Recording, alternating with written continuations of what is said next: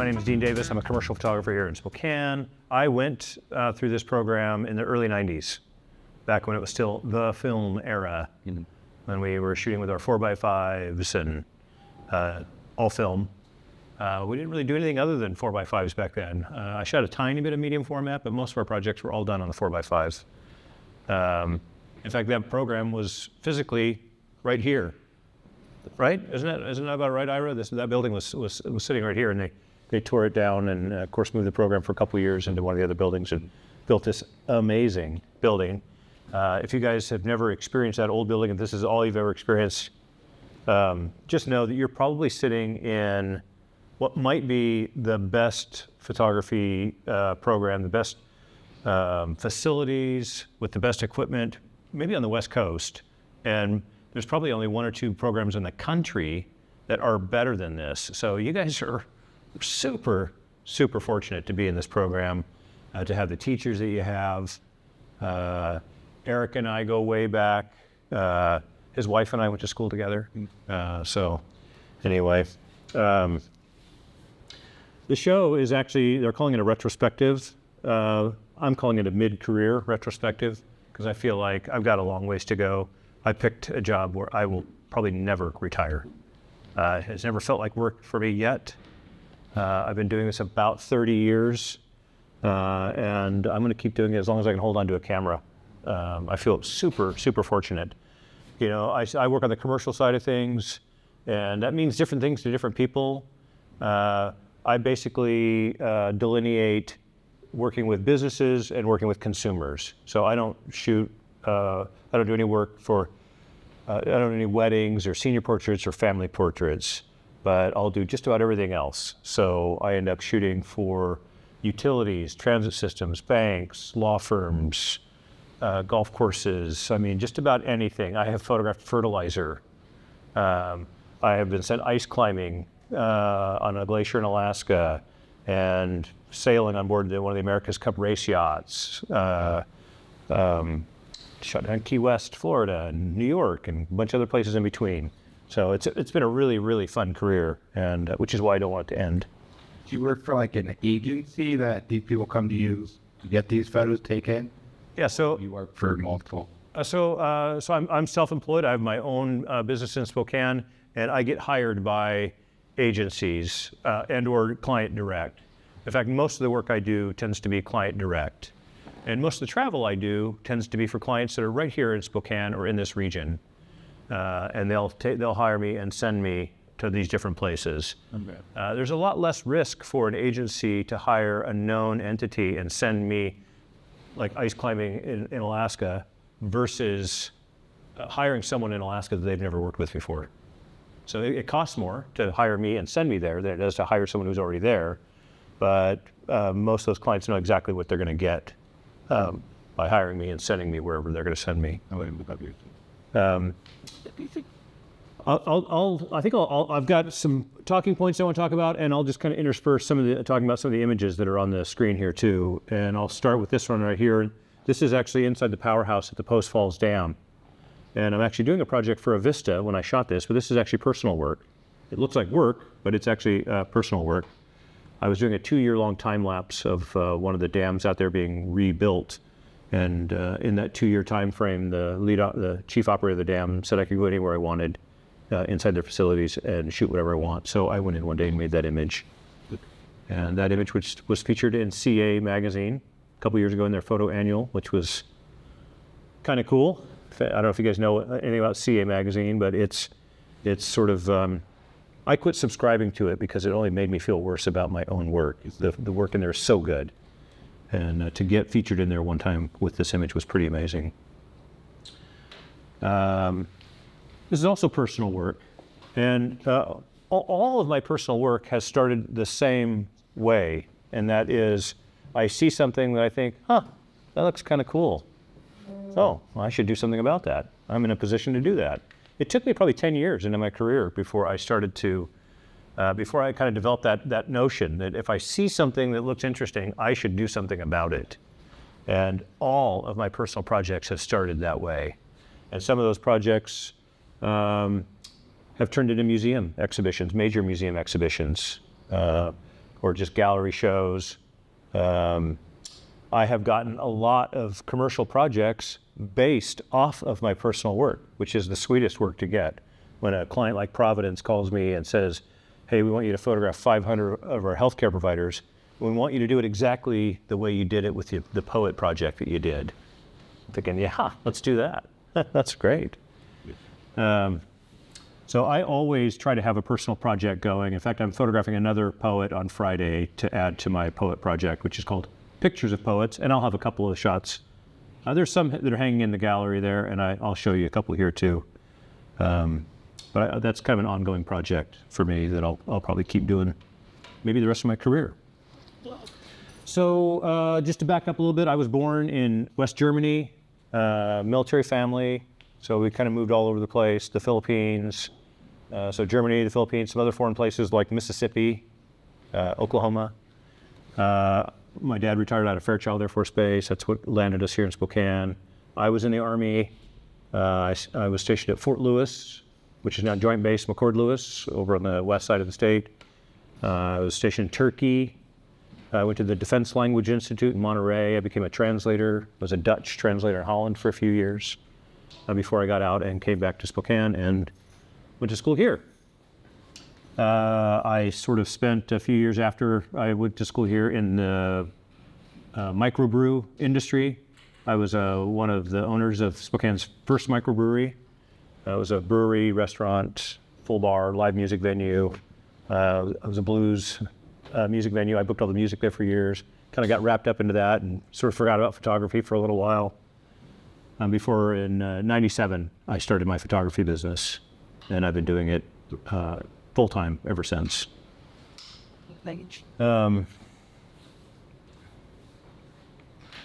Yeah, so '97 was still the film era. So when I first got into this business, we were still shooting with our 4x5, our medium format camera. We didn't really use 35 millimeter. The film was just too small.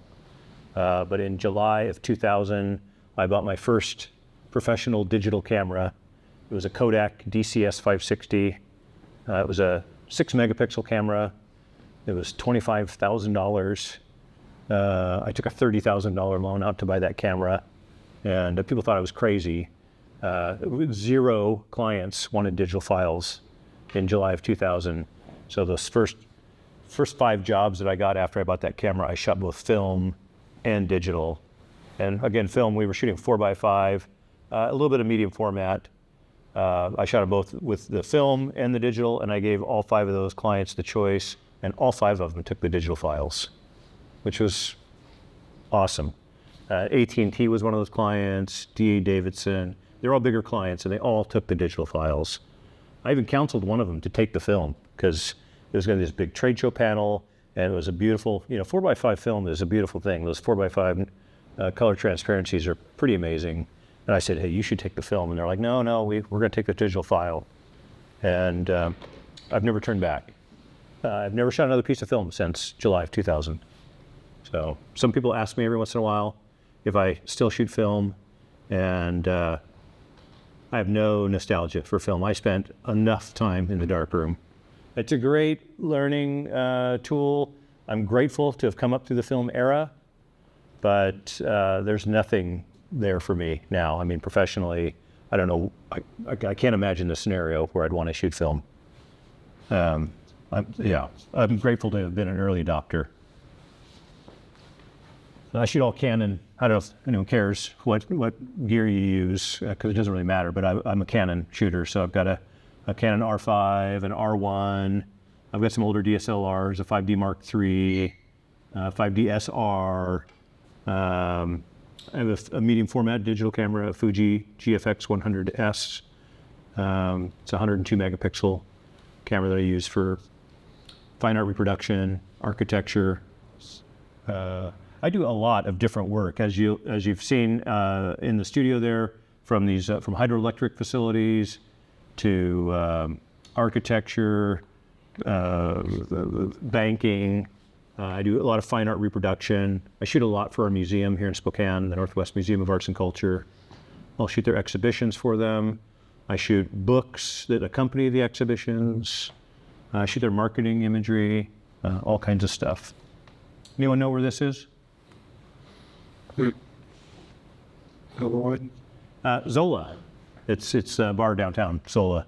That's one of the sort of back little booths there. And I had just learned how to do HDR. I'd sent myself to a workshop up in Vancouver.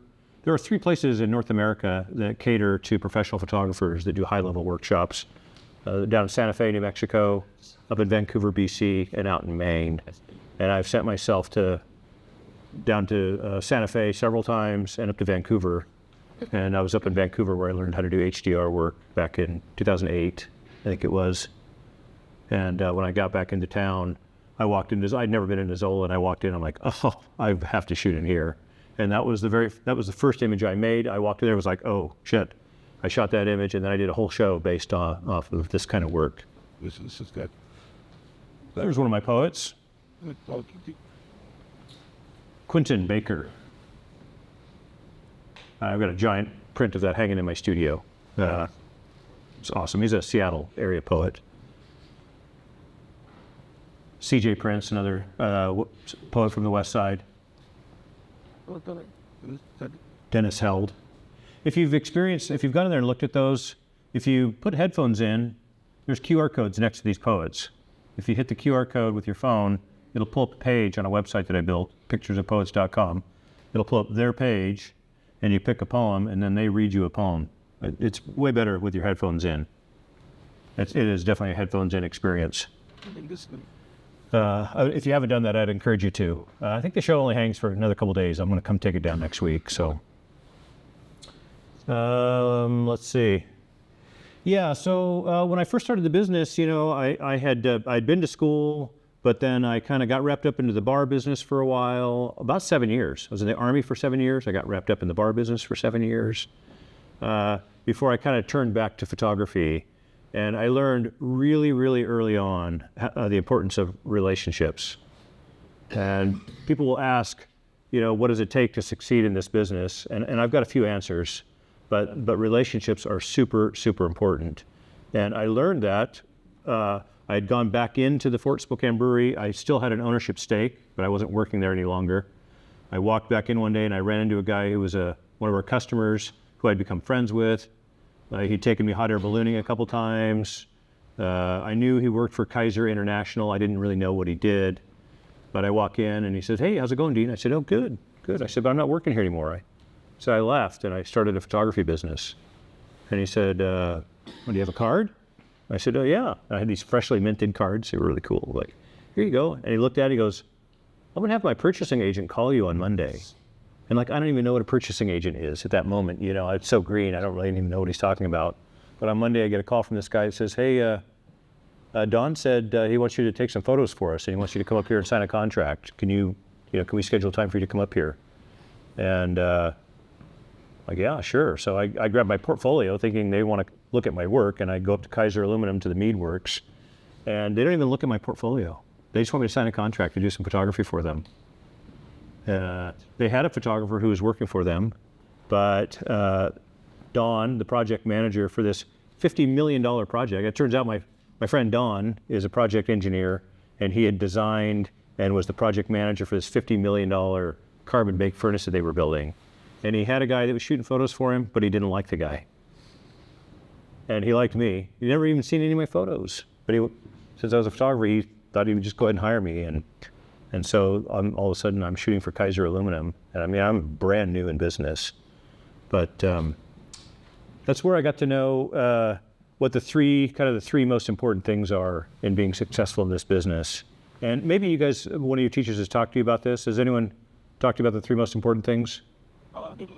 Anyone have any ideas what important things are in being successful in this business? No ideas? None? No guesses? Okay, I'll tell you.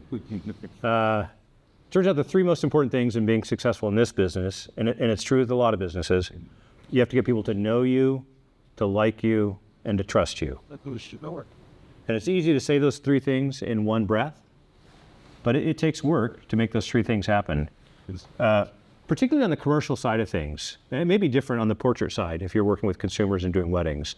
But on the commercial side of things, the people who hire me are generally middle managers within their company. So if I'm working for a Vista, it's someone in communications that's calling me, maybe someone from the marketing department, and they've got a boss, their boss has a boss, and up the food chain. So they're really putting their neck out on the line when they're hiring someone. So they got to know who they're hiring. They don't hire people they don't know. They definitely don't hire people they don't like, and they most certainly don't hire people they don't trust. So you got to get people to know you, to like you, and to trust you. And if you can make those three things happen, you don't really have to be the greatest photographer that ever dropped onto the planet. I'm certainly not. I consider myself to be an okay photographer. But I can get people to know me, to like me, and to trust me. Or at least that seems to have been the case anyway. So far.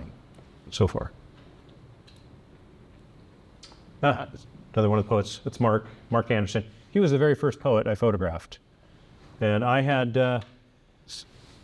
been watching a documentary on Platon. Anyone know who that is? British photographer. I'd watched a documentary on him, and I was kind of interested in what he was doing with using the shoot-through umbrella for lighting, which is kind of a crazy old-school way of lighting. We don't use shoot-through umbrellas anymore. Well, I do now for doing this. And I watched that documentary. I was thinking a lot about the artist Chuck Close, who's an American painter, and I kind of had this idea that I wanted to do a project where I was going to do big heads. That was it. That was my idea. Big heads. And I worked on the lighting and the look for a while, and I kept writing these lists down of who I'd photograph. The 10 most important people in the arc of my career. Nobody cares. I just come up with all these lists, and then one day, at the Spokane Arts Awards, I was the chair of the Arts Commission for the city of Spokane. And at the Arts Awards, we were naming a new Spokane Poet Laureate. It was Mark Anderson. He got up, he read 2 poems, and I sat there in my chair and I thought, wow, that is cool. And I woke up in the middle of the night that night. I thought, oh, poets, that's who I'm going to photograph. So ideas come from all kinds of places. But I really would encourage you, if you see something that you think is cool, or you have this idea, write it down and do something about it. So many photographers like to think about doing photography and like to talk about doing photography, but you got to get out and do it. Get the camera out and just go do it. You have to be really intentional about doing that, because it's just easy to let ideas slip by and to see cool things and just go, oh, yeah, and keep driving and never remember to do anything about it, or I don't know. Let's see. Yeah, I think I touched on this a little bit earlier, but I think art and commerce kind of feed off of each other. Those personal projects that you do, there is nothing sweeter than getting work based off of your personal work. You can go out and you might think, oh, I want to go shoot some houses, or I want to do architecture or whatever, but having personal projects and having that personal work in your portfolio or on Instagram or whatever, and having people hire you based off of your personal work, that is so rewarding and so fulfilling. So whatever it is, whatever you like to photograph, do that and try and get work based off of that. That's the most rewarding work you can do. I'll take just about any project that I get called for, as long as it's a commercial project. I've told 1,000 people, no, I won't shoot their wedding or their family portraits, because I just don't do that kind of work. But just about any other kind of work I'll do. And, I'm kind of a generalist. I think you'll get taught by some people that you need to create a defined look, a style, and kind of focus on that. And that might work for some people, but for me, I like being a generalist. I like going from shooting a hydroelectric dam one day to shooting a golf course the next day to being in my studio shooting a corporate headshot the day after that. I used to think that was a bad thing, but I went to a workshop years ago with Joe McNally. I don't know if any of you guys know who Joe McNally is. Real famous American photographer. And first day of the workshop, he says, one of the very first things he says is, yeah, you know what, I'm a generalist. Because I just like to do everything. And he goes, if there's a particular style or lighting look that a client wants, I'm pretty confident I can make that happen for them. And so I just tell them, tell me what you want, and I can make that happen for you. And I've been that way my entire career. If there's a look that a client wants, I'll have them show it to me, and it's reverse engineering. I don't know if you guys look at images and try and reverse engineer them. Do you guys do that as part of class projects? Look at an image, try to figure out how it was lit, what angle it was shot from, and try and back away, sort of start with the image and kind of reverse yourself backwards until you figure out how it was done. That's a really good exercise to do. If you're looking through magazines, if you see a cool image, really study it and try and figure out how did they get to that image.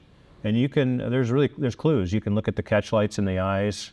There's all kinds of clues that you can kind of pick apart to figure out how images were shot. But I like being a generalist. It makes my life way more interesting to do that. As much as I love to do art reproduction, and I do a lot of it, if I had to do it every day, I don't think I'd be very happy. I like that spice, that mix of, like I said, of going from corporate headshots one day to shooting products the day after that to being out in an industrial facility with my hard hat and my safety boots on and my full harness and hanging out of a crane the day after that. The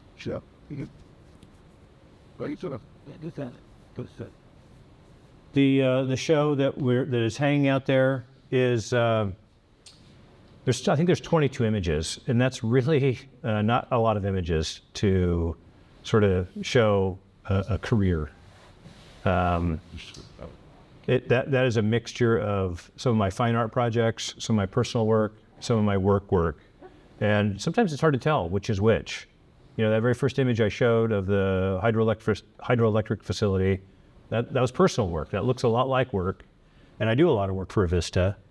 But that was actually personal work. This is another project I did where I'm photographing artists' palettes, and some of these are hanging in there. This was a major museum exhibition that ran 7 months at the MAC in 2014 and 2015. I'd photograph the palette, and then I'd put a macro lens on and come look for little detail within the palette. So that's a detail shot from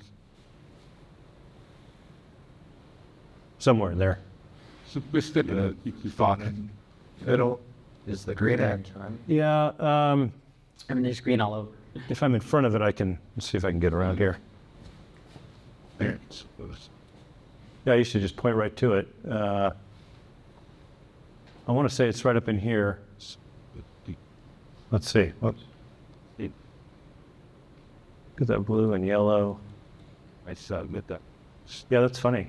Part of the charm of this show was this would be hanging below it, and it's the same out there. This is hanging below, and the detail is hanging above.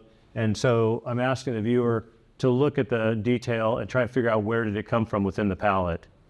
And then in the museum, I had these on 2 walls, and on the opposite 2 walls, I had a painting from each one of the artists. So I'm asking the viewer to look at the palettes, turn around and look at the paintings, and try and draw a connection between the palette and the painting.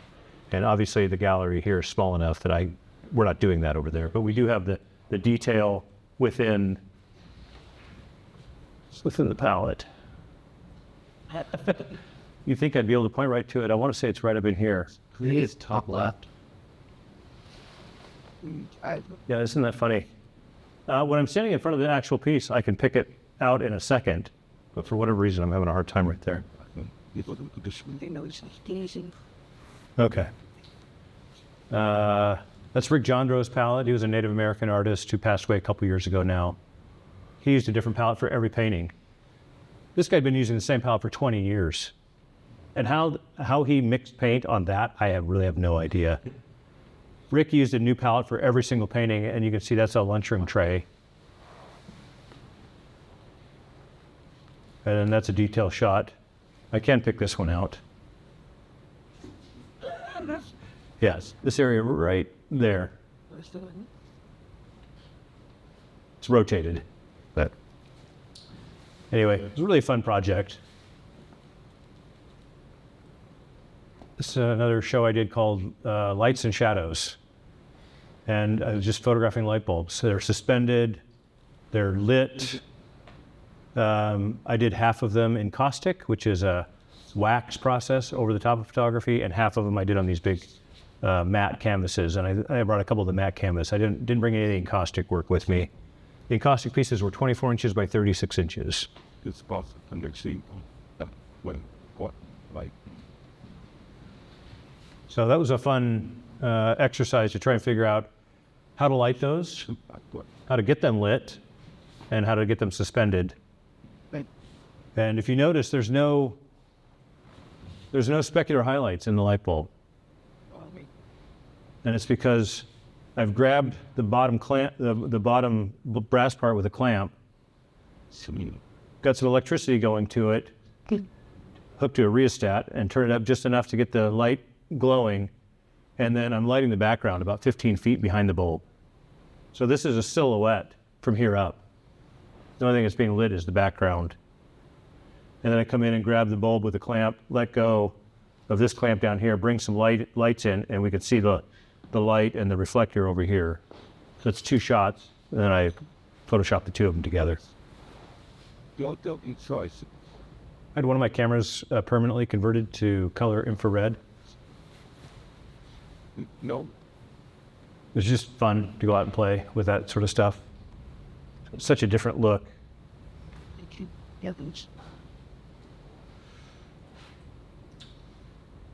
Some of the prints that you see out there are a little bit beat up. It's because it's a retrospective, and some of those prints are 10, 12 years old, and they've been around a bit and have gotten a little bit beat up. So I think that image, for example, has some scuffs on it out there. It was hanging in an ad agency for a long time, and it just got beat up when it was hanging there. That's shot for the Kalispel Tribe of Indians. They hired me to go create 20 beauty shots of their reservation. Asian. That's a fun project. Go hike around on a reservation for, I think I was up there for 4 days hiking around. That's a 16-minute exposure during the daytime. So I've got neutral density, lots of it, like 18, 20 stops of neutral density. I've got it layered up. I had a lens that I could take the lens off and put a gelatin filter on the back side of the lens and put it back on my camera. And then I'd put another neutral density on the front and get enough neutral density where I could get 16 minutes, which is hard to do in the daytime. So But that's why the water looks so glassy, yeah. It actually messed up the color of the image too. That's how it came out of the camera, was that color. And my first instinct was to color correct it, and I did. But when I color corrected it, I really didn't like the way it looked. So I went back to exactly as it came out of the camera. some here. It's one of the benefits of coming up through the film era too, you know, especially working with the 4x5. That's a very contemplative approach to photography. And you really have to pre-visualize your image. You have to spend some time with the camera getting it set up. And you're not shooting 100 frames. You know, you're shooting 4, maybe 6 frames, and that's it. And long exposure photography is the same way. That's a 16-minute exposure, and I'm doing something called in-camera noise reduction. You guys know what that means? So yeah, your camera, there's a lot of different ways to do noise reduction. When you do a long exposure like that, it's going to be a noisy image. You know, the longer a charge is being applied to the chip, the more noise is going to build up in your image. And there are pieces of software that you can use to clean up the noise, but the most effective way that I have found to reduce noise is something called in-camera noise reduction. And you can turn it on in your camera, and what it does is for any image over 1 second in length, it makes a second exposure without opening the shutter. It takes that image, that dark image, and layers it with the image you just shot and goes into a blending mode called difference, and it cancels out the noise. So a 16-minute exposure takes another 16 minutes to do another dark image before it'll blend the 2 images together. And you can move the camera, but you can't shoot another image with it for that 16 minutes. So for 32 minutes, you're dedicated to that shot. So you better get your composition figured out, and you better do your math right to make sure that you're going to get a good exposure at 16 minutes. But again, coming from that film era and working with the 4x5, I felt better prepared to do something like this.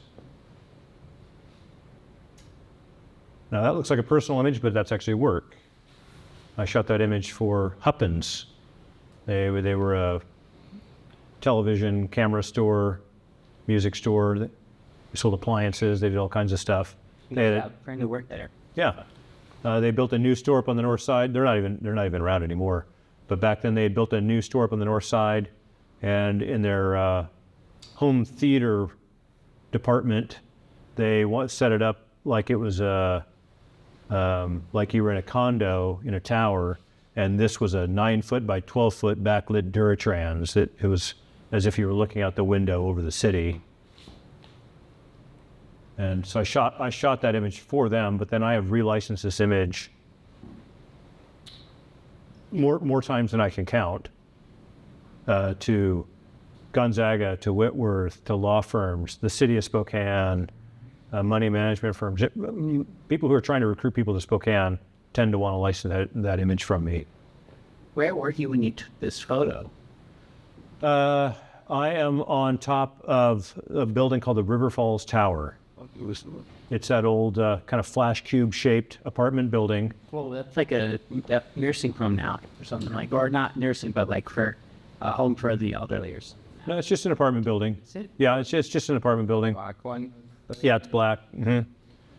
Down the street from where we did shootout. Exactly, yeah, right down from the shootout. It's the same guy who designed the Parkade, designed and built that apartment building, and his daughter now owns it. I'm driving down to Palouse Falls to go photograph. I'd never been down to Palouse Falls, so I thought I'm going to go down there and take a picture of the falls. And I'm driving down there, and I drive by this house, and I think, oh shit, that's cool. Well, what do you do when you think something's cool? On the drive back, I stopped and made this image. I went inside the house and made an image too. I don't know if no, I don't have it with me. There were there weren't any no trespassing signs. If there's no trespassing signs, you probably shouldn't go in there. But there weren't any, so I went inside and made a few images too. But that image sparked another show. That was the first image I made. Just think, oh, that looks really cool. I made that and thought, wow, I really like that. So then I ended up doing an entire show based off of this. It's now very cliche, but this abandoned building sort of look. Somehow a couple of these images are the really low res versions.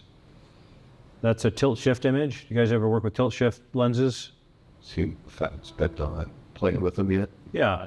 There are, I think there are probably some filters you can use on images to kind of affect that look, or you can do it in camera. And so I've got a lens there where I can bend the plane of focus. And with the 4x5 camera, we used to be able to bend the front lens element, the film plane, the lens plane. We could tilt them, shift them up and down, left and right, swings. Those are called camera movements. We have lenses that we can put on our 35 millimeter cameras now that have a couple of those movements. So I did a whole show of tilt shift. I called it Our Little Town. It's another one of those tilt shift. So either I'm in the top of a building here, I'm on the Coeur d'Alene Resort, yeah. I was actually shooting the park next to it for the landscape architects who designed the park. And while I was shooting the park, I was also doing some with my shooting for myself too. That tilt shift look works well when you use a longer lens, when you shoot from a raised perspective. So here I'm in an airplane, a little Cessna, buzzing around. That's part of the park there, that McEwen Park over in Coeur d'Alene.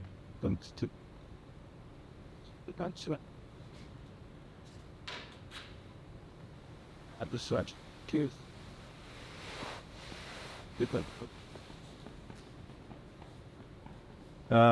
More personal work based off the HDR stuff that I learned.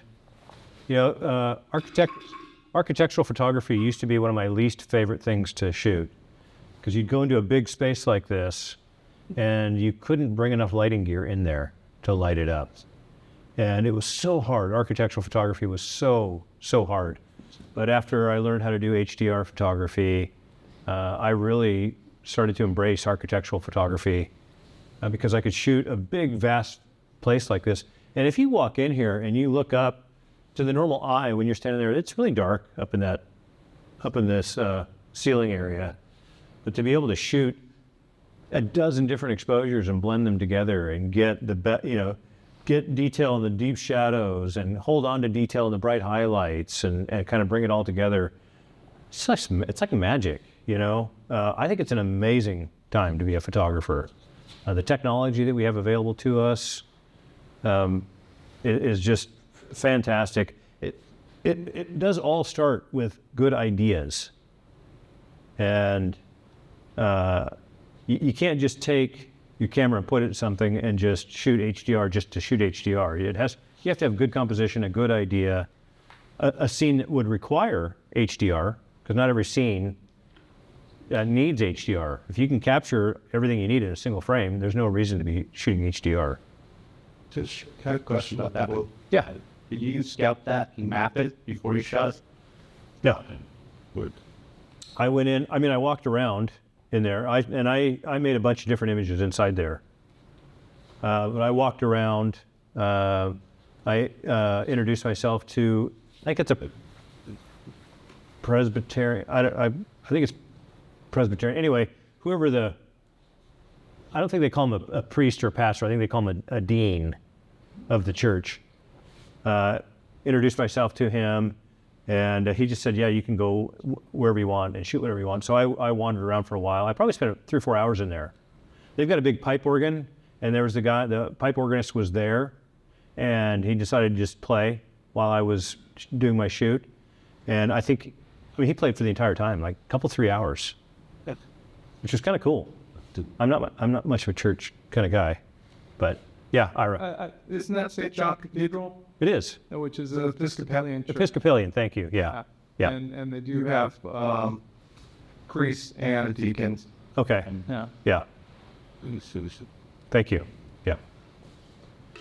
I thought I would like burst into flames when I walked in there, but turns out I was fine.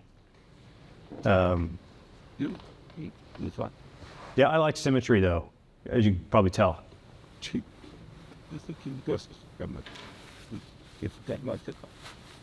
Yes. That is 3 apartment buildings up in Vancouver, British Columbia. I was taking my workshop, and that's just a shot out of my hotel room. I don't name my images very often, but I call that a room with a view. I don't know if you can make out the 3 buildings. There's one here, there's one here, and then there's one in the background right there. There's a lot going on in that image. One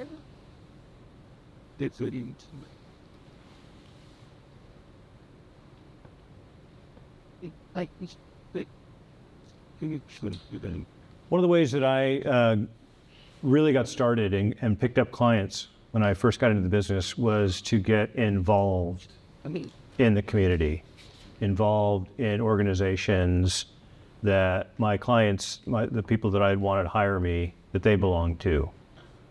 The Spokane Advertising Federation was one of the organizations that I joined.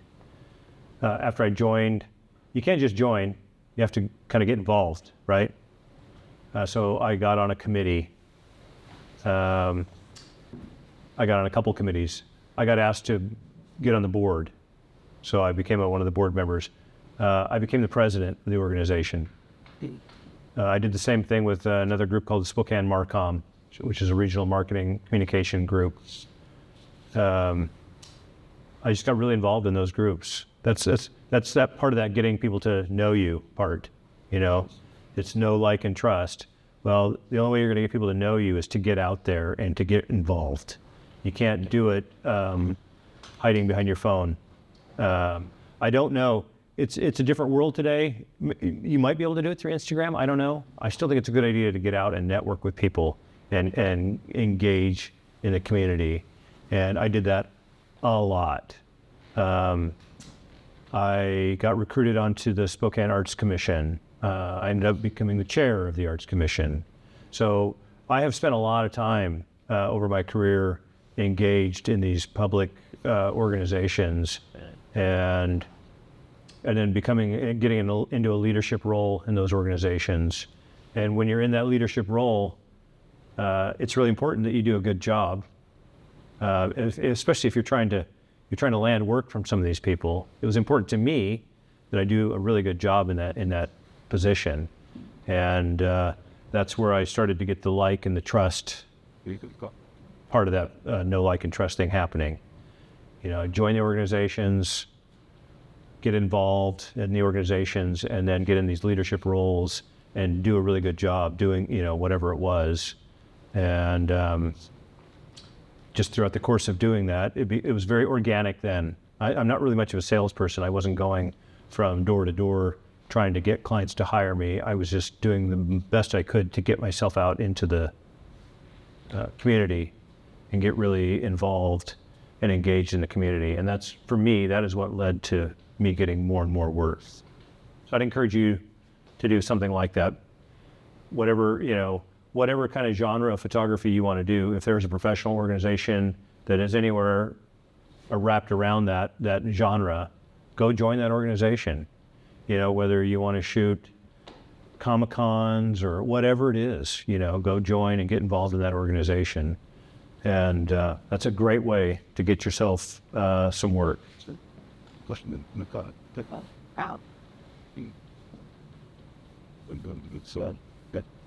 Anyone have any questions at all?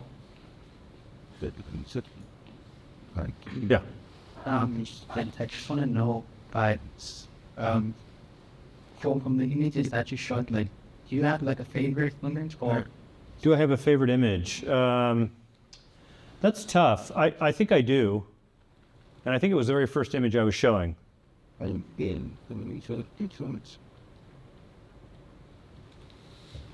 think that one might be one of my favorites. I cut my teeth shooting heavy industry, you know, going back to that story that I told about the project engineer from Kaiser Aluminum. He hired me to photograph that carbon bake furnace that he had designed. And I really kind of got a taste for heavy industry. And, you know, fast forward, this was many years later, but I like getting into those environments. They're kind of these environments that most people don't ever get a chance to really see, you know. Most people don't get to go into these big manufacturing facilities or hydroelectric facilities like this to even see that. And that brings me to another sort of slight tangent, and that is being able to, you know, like 90% of getting the shot is being able to get yourself in that spot. Like that shot of the cityscape, being able to get yourself on top of that building, you know, to be able to shoot that cityscape, being able to get inside this hydroelectric facility to make that image was almost harder than creating the image itself. And it kind of goes back to that know, like, and trust thing. You know, you're not going to get someone to say, yes, you can go on top of my building, or yes, you can go inside this hydroelectric facility without them knowing who you are and liking you and trusting that you're going to, you know, you're going to be okay to be in that spot, to be on top of their building. So I can't emphasize that enough, that whole know, like, and trust thing. Ira? I would say for those that are still in school that aren't going to have access to things, we might consider joining camera clubs, because sometimes they'll do field trips. Yeah. There'll be some member of a camera club that has access to places. Yeah, absolutely. It's a one way to maybe get out into the community and get access to spaces.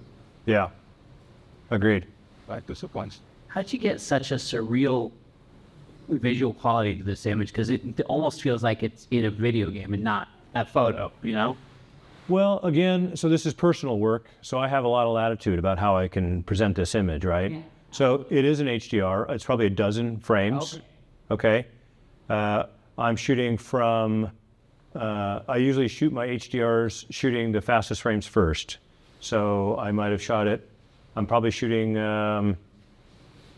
F11, somewhere in that range, right? And I start at like 500th of a second, or maybe 1,000th of a second, and then 500th, 250th, 125th, a 60th, a 30th, a 15th, you know, an eighth, a quarter, half second, 1 second, 2 seconds, 4 seconds, 8 seconds, 15. I don't know where I ended up on this one, but I might have had a dozen frames, right? And then I am using some software back then. What was it? Photomatic. It was Photomatics. Yeah, exactly. I was using Photomatics back then. That was the only piece of software early on that would do HDR work. And how you processed HDR work, you know, you can take it everywhere from this real cartoony kind of look to photorealism. And if I'm shooting for a client, if I'm shooting for an architect or a builder, they want photorealism. They don't want a cartoony video game kind of look. You know, so photorealism, I think, is the holy grail of HDR. But when you're doing work for yourself, you can kind of take it in whatever direction you want. And I did take this in a more cinematic sort of direction, for sure.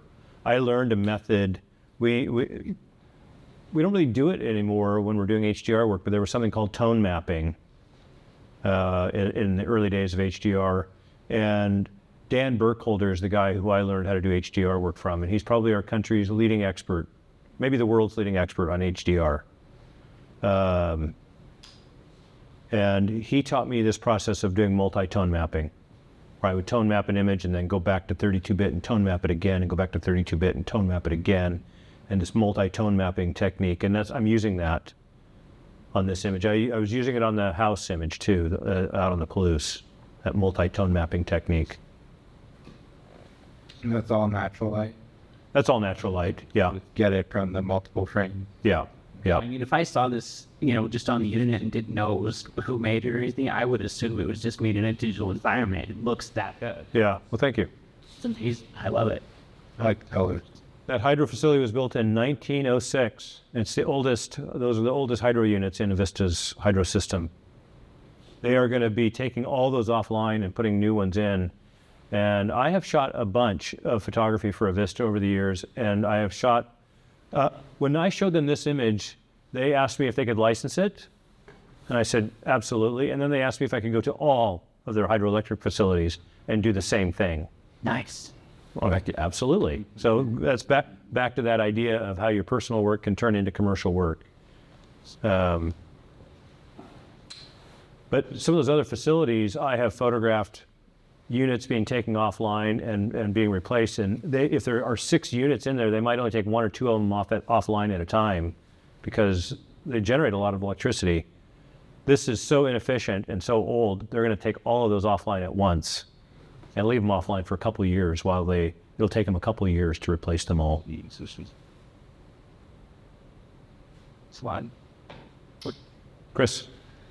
So your story, kind of getting industry, is different, that you kind of jumped in and did your thing right from the get-go, right? That's right. So knowing that, if you were to look back and choose a different path or think, oh, I might have done this earlier or done this differently, is there anything that you might wish for these guys that would have helped you maybe earlier on? Well, I dropped out of school. I didn't tell you guys that. If I had to go back, I wouldn't have dropped out of school.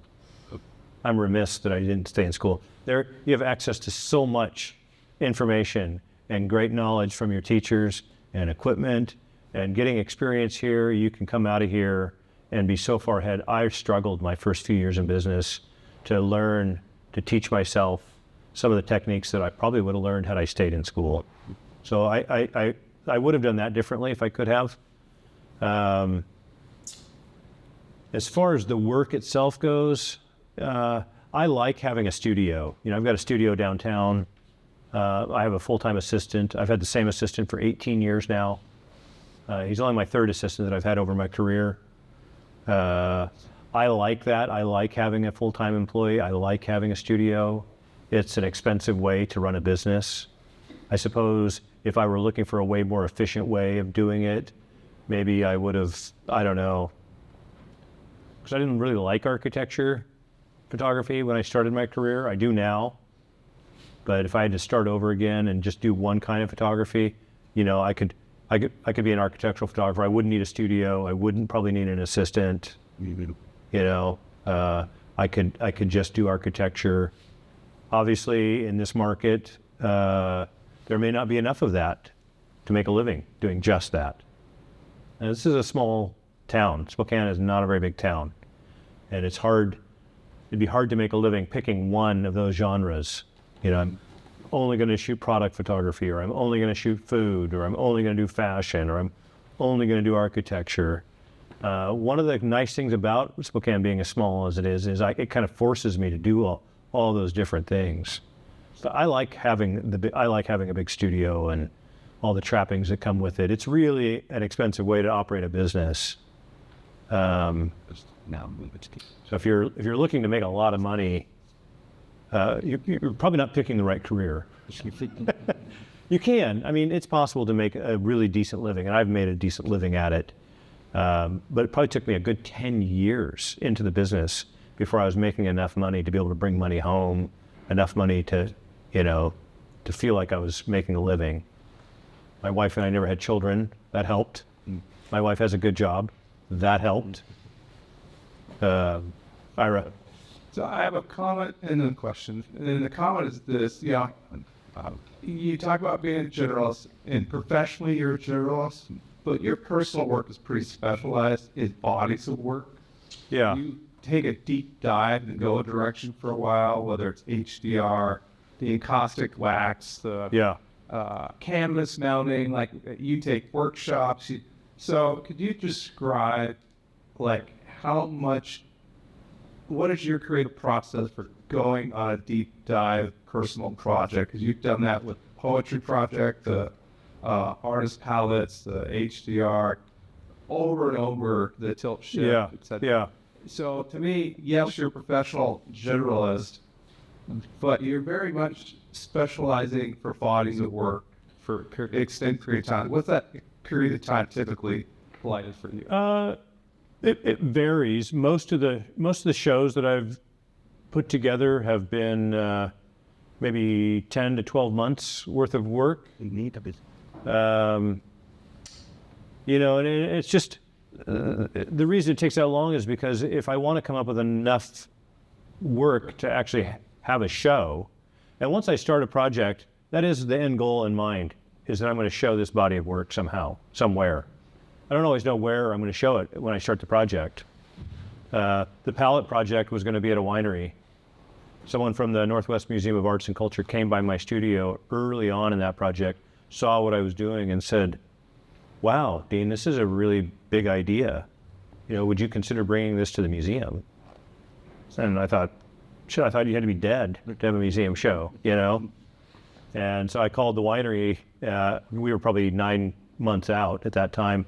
I called the winery and said, "Hey, I'm going to take the show to the museum." And we worked out a deal where the museum brought a show to the winery while I took the museum exhibition.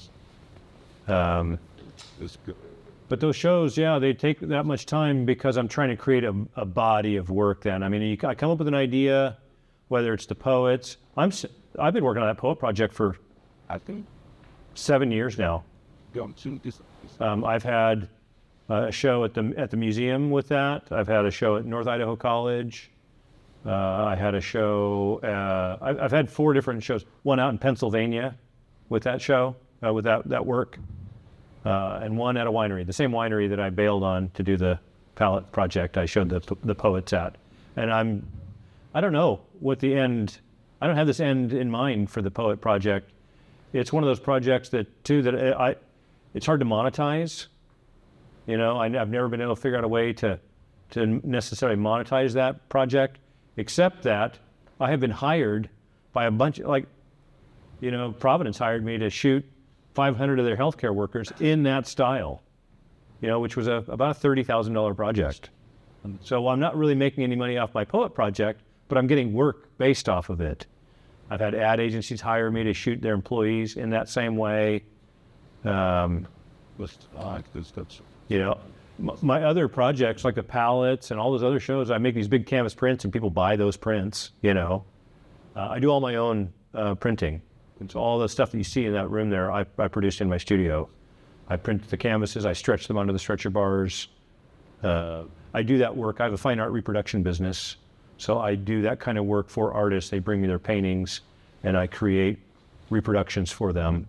And because I can do that for them, it means I can do it for myself. I have all the tools to be able to do that stuff myself. And I like that. In the film era, professionally, we shot slide film. I would shoot the film, but I didn't process it. We took it to the lab. The lab processed it. We got it back from the lab. The client would make their picks. Those picks would go to what we called a color separation house. and they would put it on a scanning machine, and they would scan the film. Then it would come back, and then those files would go to a designer in an ad agency or design firm, and they would do the retouching.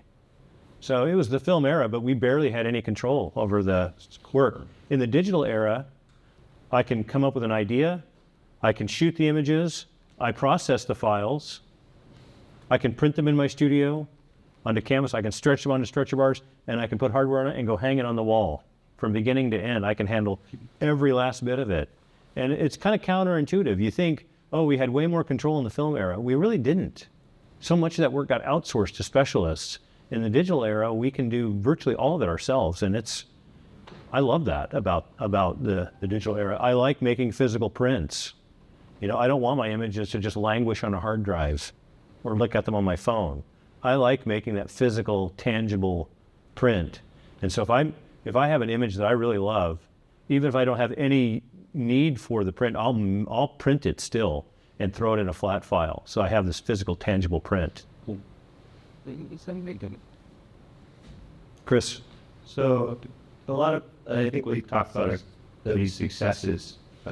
Is there a scenario you might mention that there's a harder project to work on with a challenge, and maybe explain how you navigated that, whether it's a client or whether it's a project? Oh, I've had some difficult clients. Let me think about that for a minute. I've definitely worked with some difficult clients, people that have warned me, hey, yeah, this person's not going to be easy to work with. I take that as a personal challenge. I like to think that I can work with anyone. And my time in the military, you know, I learned how to work with people that that were super difficult.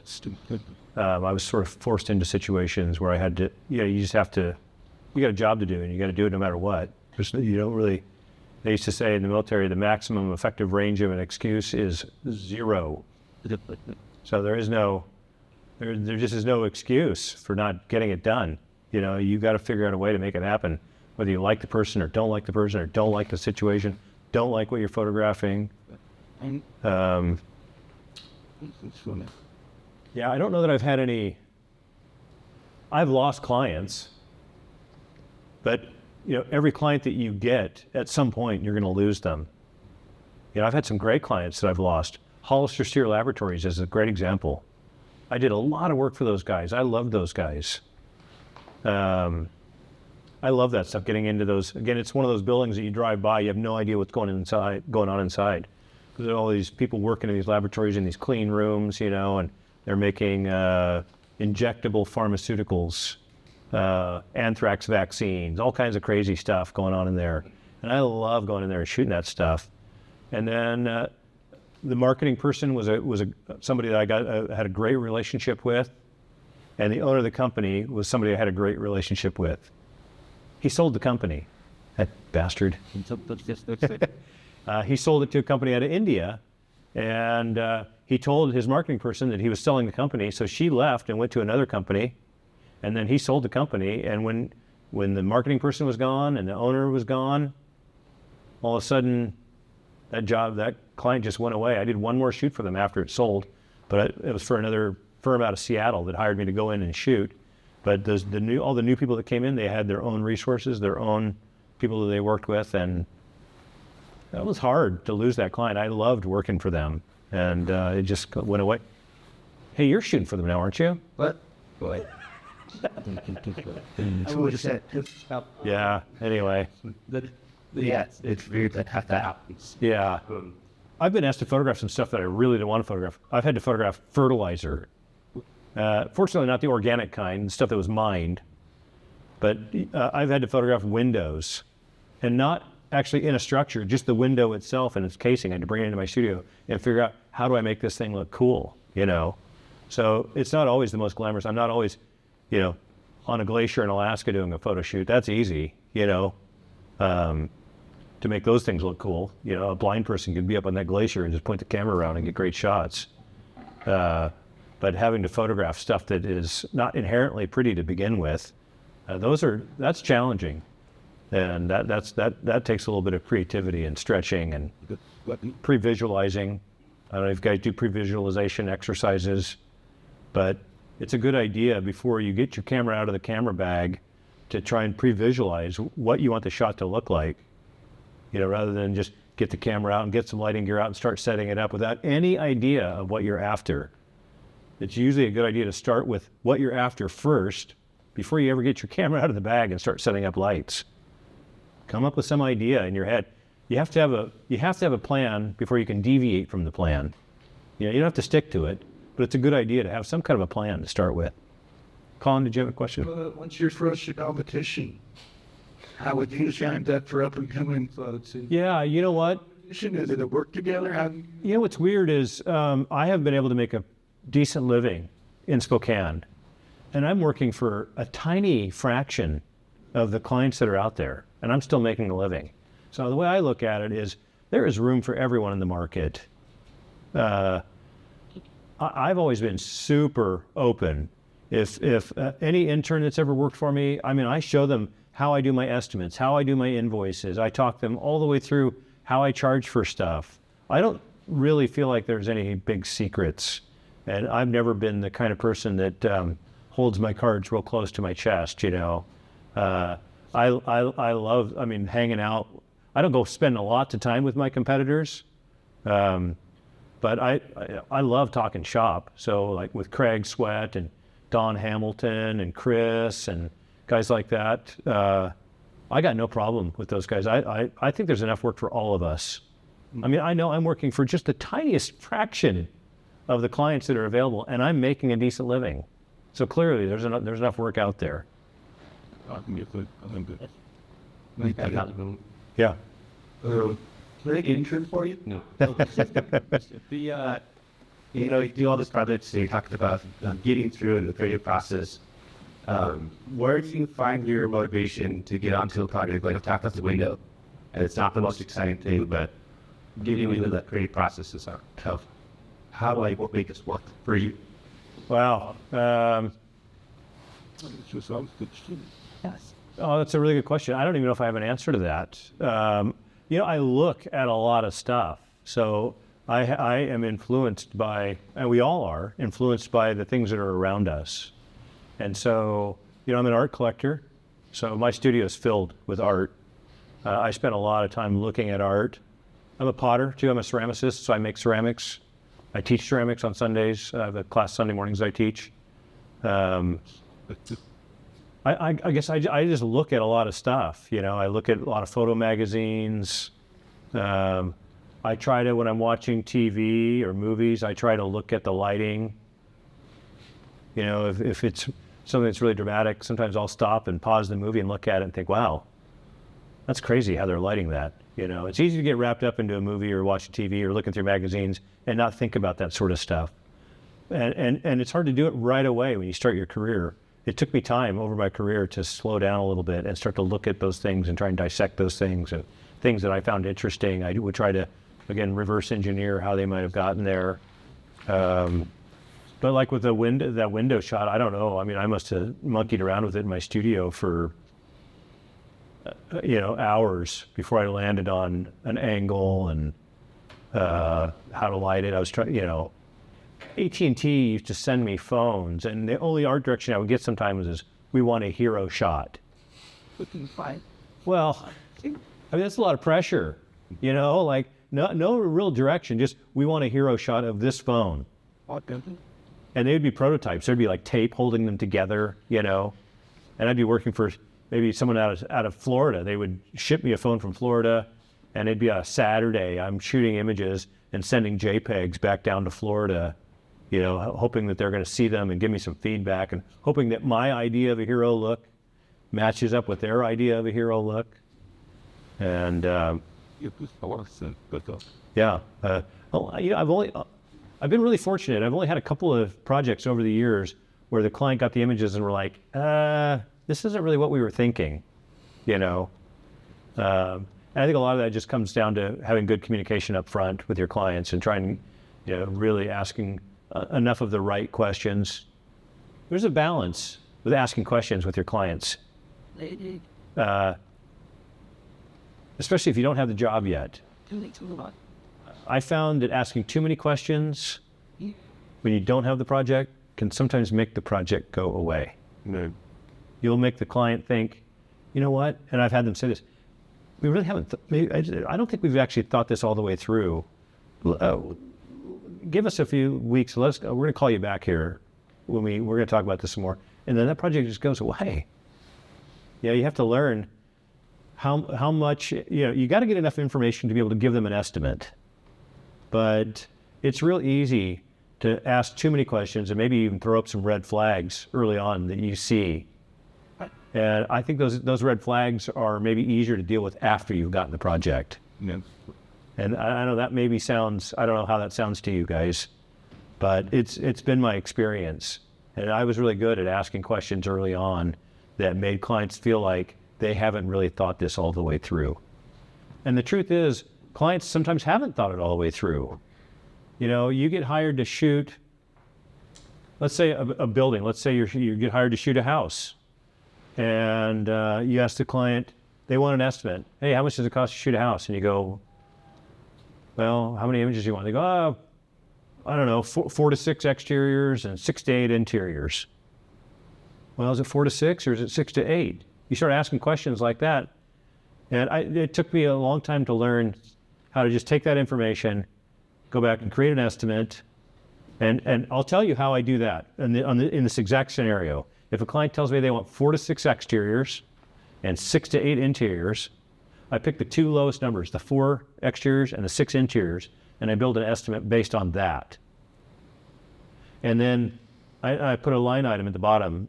So here's an estimate. Now, let's just say it's 10 images, okay? The 4 exteriors and the 6 interiors. It's 10 images, and just for the sake of numbers, let's just say I came up with $3,000 to shoot the job. That's a good. And there's 10 images. Well, that's roughly $300 an image, right? So I'll put a line item in my estimate that says additional images from this project can be licensed for, and I won't do 300. I'll do a number a little bit less than that to make it enticing. I might say 225 an image. Additional images from this shoot can be licensed for $225 an image. So going into the project, my estimate, they know right away, it's $3,000 for 10 images. Oh, and if I want more, this is how much it costs. Because if I don't do that early on, if I give them an estimate and it doesn't have that additional cost on there, and I overshoot, and they see 15 images that they want, but we haven't talked about a price, it creates a potentially uncomfortable conversation. The client might call and go, hey, I know this estimate is only for 10 images, but there's really 5 more that we want. How much are those additional images? It's kind of uncomfortable. They feel like I've got them a little bit over a barrel. They're really hesitant to ask me how much the additional images are. And so I just put it right up front. I pick a lower number, build an estimate off that. Additional images are this much per image. And I can tell you, it took me years to figure that out. But once I did, it has made so much difference. I have clients, Providence will do this to me all the time. I'll do a job for Providence, and let's just say 10 images is what the estimate is for. They'll pick 35 images and turn a $3,000 job into an $8,000 job. And I didn't spend any more time on it. I just overshot. It happens so much. It makes such a difference. So many clients pick additional images. And it took me years to figure that out. And I hope you guys are listening to that. That is a tip that will make a difference throughout your career. If you can figure out a way to put your estimates together that way, it erases that potential for uncomfortable conversations.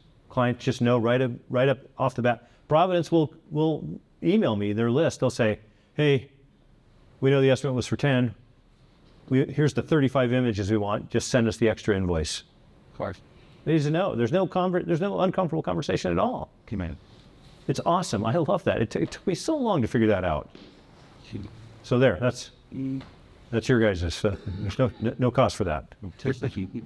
Yeah. How do you go about deciding how much you're gonna charge for your time or for the images or that? How you? That's a really good question. And early on, I was a member of ASMP. the American Society of Media Photographers.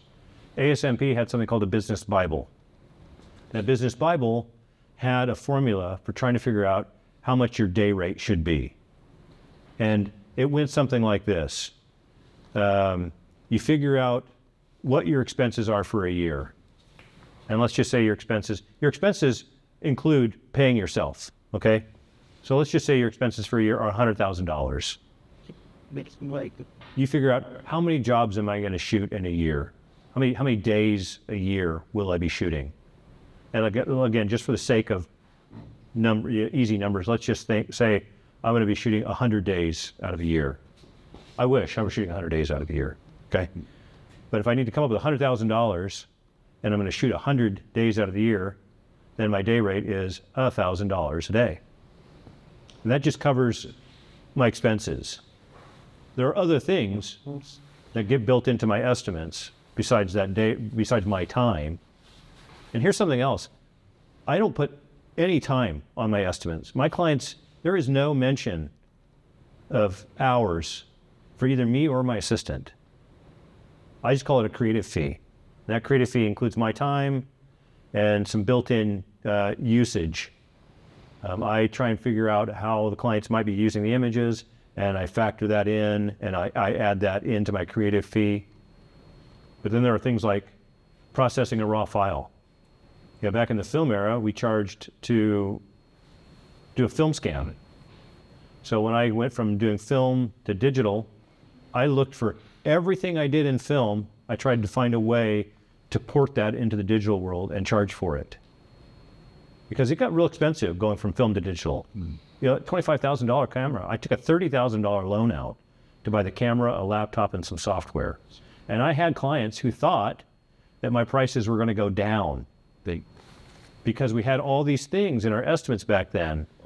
Polaroid, we shot buckets of Polaroid. Film, processing the film scans, all this, they thought all that stuff was going to go away and that it was actually going to be cheaper now that we were in the digital era. Well, I found everything I did in the film world and ported it over. So processing a raw file, we know, taking a raw file and running it through Lightroom, how much magic you can make happen. And what that raw file looked like to start with and what it looks like when it comes out of Lightroom, that's worth something. So every image I process, I charge a fee for. I call it a digital acquire. That's the language I use. So if I'm giving a client 10 images, there are 10 digital acquires. Every image I do a little bit of retouching on. I charge at least 15 minutes of Photoshop time for every image I work on. When you're done with the shoot, you don't delete your files, right? They get saved on a hard drive somewhere. And a client might call you a year later and say, hey, remember that shoot we did? We need some of those images, or we want some more of those images. So you're expected to have those images. So every project I do, there's a line item in there for archiving the images. Every one. And at the end of the year, and I might only charge $35 to archive a project, but at the end of the year, when I do my bookkeeping and I look at how much I charge for archiving for the year, it might be $4,000. Well, I have a professional Dropbox account that I pay $1,000 a year for. You know, who's paying for that? The clients are. Why would you pay for it? You know, it's your clients who are paying for that stuff. So I have found ways of building all that stuff in so that I can afford, you know, to buy my next camera, to upgrade to my next computer, to have all the hard drives that I have, to pay the $1,000 a year for Dropbox. If you don't have those things built into your estimates, and you only charge that day rate that you come up with, that $1,000 a day, that's just to cover the bare essentials. You have to have other income streams to sort of get past that. I don't know if I'm lifting up the tent too much to let you guys peek in or not, but that's just the way I do it. I don't know how, here's the thing. I have no idea how other photographers do that stuff, if they charge for those things or not. All right. We teach that system in our business class next quarter. Oh, good. Good. Yeah. Yeah. Yeah, but that archive fee, you know, initially when I made that transition to digital, I wasn't unsure about how to figure that out, but I was buying all these hard drives, you know, It was before I had this Pro Dropbox account. I now, because I have a Pro Dropbox account, I can open Dropbox on my phone and I can search and find any image I have ever taken in my entire life. Because I took everything that I ever had. Even in the film era, we scanned it, had it digitized. Everything I have, I've got a big 140 terabyte RAID array in my studio. Everything got ported onto that. And before I moved a single file on there, I made the root folder on that RAID array my Pro Dropbox account. So every image I ever moved into there got backed up onto Dropbox. And when we're shooting in the studio, I'm shooting straight to that RAID array. Images are being backed up onto Dropbox as I'm shooting them, which is amazing. And I can literally pull my phone open and search. Someone says, oh yeah, you photographed me a dozen years ago. I go, what's your name? And they tell me, and I go, put it in, and boom, their images pop out. I go, is that you? And they're like, oh yeah, how'd you find that so fast? It took me a couple of years to figure that out too, the Dropbox system. And it was unlimited storage when I first signed up for it at $1,000 a year. They don't do that anymore. It's now 30 terabytes, and I have 28 and a half terabytes. So I don't know what's going to happen. They're going to charge me a bucket load more, and I'm going to pay it. Because what do? You know, I love that ability. I can be in New York and have a client email me and say, hey, we need the high-res versions of these files. And I can go right to my phone, pull up the high-res versions, and send them a link to those high-res versions. They don't have to have Dropbox. I can do a direct transfer. So early Dropbox was a little clunky because the people had to have a Dropbox account, they had to have enough storage, and it was funky. But they added this direct transfer functionality. And I can pull up on my phone, find a file, and share it with anyone in the world in 30 seconds. It's just freaking crazy. Couldn't do that in the film era. Yeah. Any other questions? Comments? Dirty jokes? No? Okay. Well, I really appreciate you guys being here. I know it is part of your class, but I really dig talking to students. I hope that you guys took heart to some of the stuff. I don't know what direction you're going photographically. I knew the day, I knew before I even signed up for my first photography class that I was going to be a commercial photographer. I just knew that. That's the direction I was going. I didn't want to work with consumers. I always knew I wanted to work on the commercial side of things. But it can take some time to figure out exactly what you want to do. And there's a lot of different ways you can make a living with a camera. So, I don't mean to put down by any means working with consumers, the family portraits, senior portraits, weddings, you can make a great living doing those things. And oftentimes the bar to entry is a lot lower too. You know, it took me 10 years to get a Vista as a client. You know, it doesn't take 10 years sometimes to get someone to hire you to shoot a wedding, for example. And if you're really good at shooting a wedding, you're booked a year out. I can't tell you what I'm doing 3 weeks from now. You know, commercial side of the business just doesn't work that way. I have one client that books me for a year out, a monthly photo shoot for a full year out. That's it, one client. The rest of my clients, it's all project-based work. And some months are great, some months aren't great, and, you know. Anyway. Thank you. You bet. I know I covered a lot of ground, hopped all over the place. So